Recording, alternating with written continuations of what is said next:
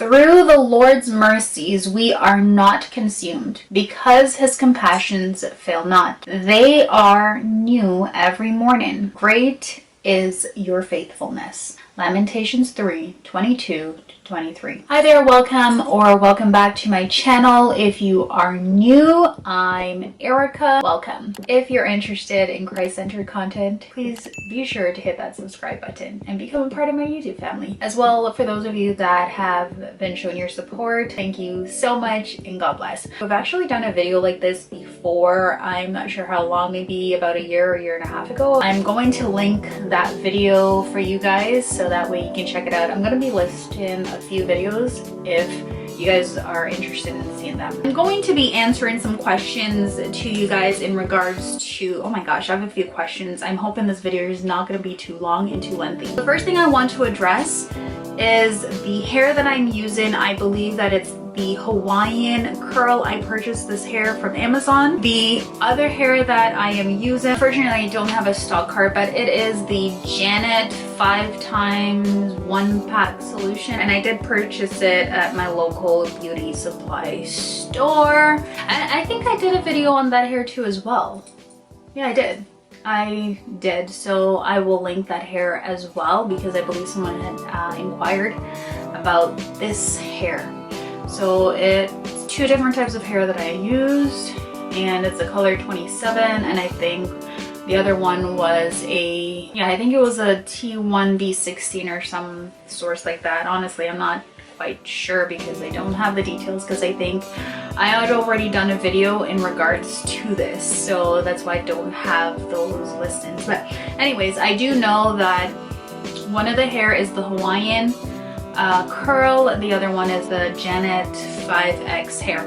But that's not really what this video is about today. It's not about this hair, but if you didn't see this video, it's this video right here. So I'm still rocking the same hair. If you guys didn't see it, go check it out. One of the questions that I do get asked a lot is in regards to the braiding pattern that I use for my hair. When I first started my crocheting journey, I started off with doing 10 cornrows or really small cornrows, but as I got better at installing crochet braids, I would sometimes do 8, and which would be like regular straight back cornrows. And then my main one now that I'm doing is I probably part the hair behind the ear, so 2 big sections, and then what I would do is I'd braid the hair, the first portion of the hair, I'd braid it back, so maybe I'd have like 12, and I'd braid it,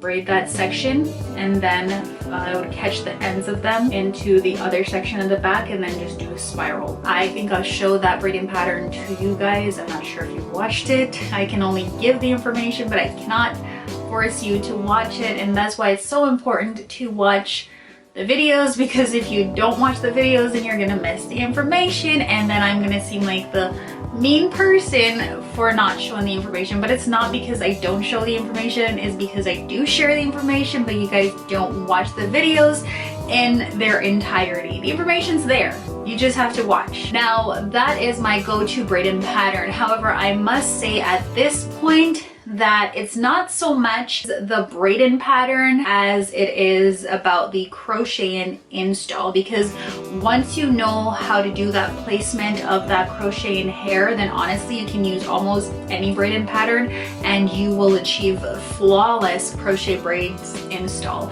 I think that's something that I actually wanted to do, maybe do a course on, you know, the perfect install, just how to install the hair, because honestly I find that I'm getting better. I'm not the best, but I'm getting better at doing crochet braids compared to what I was before. Before was fine, except what have changed from then to now is that then what I would do is I would install a lot more hair, and I would do the basic all the way back cornrows. What has changed now is I'm not doing the cornrows all the way back. I am doing them, like I said, that half at the back, half at the front, braiding it halfway back, and then getting that half section at the back and incorporating it into a design to form that spiral pattern. The next thing I would suggest is finding proper hair, crocheting hair, because crocheting hair is key. So the braiding pattern is key. Yes, make sure the hair is not braided too tight. I don't braid my cornrows too tight. Maybe to start at the front, I braid them a little bit more snug to the roots, and then, you know, as I go throughout, I don't braid it as tight because I don't want to have the crochet be uncomfortable. If the cornrows are too tight, then it's going to cause for the hair a lot of pulling on the natural hair, and we don't want that. Another thing that is important is the type of crocheting hair you use. My number one crocheting hair that I recommend when I first started my crocheting hair journey is the Freetress Niagara. I have yet to come across the Freetress Niagara. I'm not sure. I can honestly not find that hair in my beauty supply store, and that is so sad because I really like that hair. I like the texture, I like the waves. It was lovely. I did so many videos on that hair, and that was literally like my number one go-to hair. Another hair to use that is similar to the Freetress Niagara would be the Kime hair. That hair is good because I've used it a few times. It's not the same curling pattern, but the texture is literally the same. The other hair is the HOUR-LULUTRESS Deep Twist. That is a good hair as well. I like the texture of it as well as the curl pattern. I've used that hair.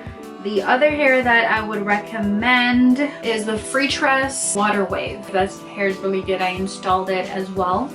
And when I installed that hair, I think I installed it like the full length. I think it was 22 inches or what have you, and then I cut it and it was really nice. As well, my other hair, I'm sure there's more, but there's like literally 4 hairs that I really work with because I like that. And the reason why I don't really use these hair as much anymore, which is the Ocean, Freetress Niagara, the Kima Ripple Deep, and the Freetress Water Wave, and the HOUR-LULUTRESS, is because I've found the hair that works for me.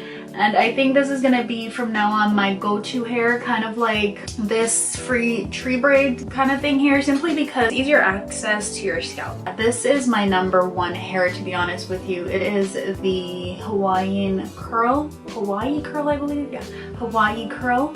And again, this hair can be purchased on Amazon. This is the hair that I will be rocking for a while. So again, 3 things to remember when doing crochet braids is your braiding pattern. All the way back is fine. It's just a matter of the placement of each individual pieces of crochet hair. The other thing that's important is the type of hair that you're using, the texture of the hair.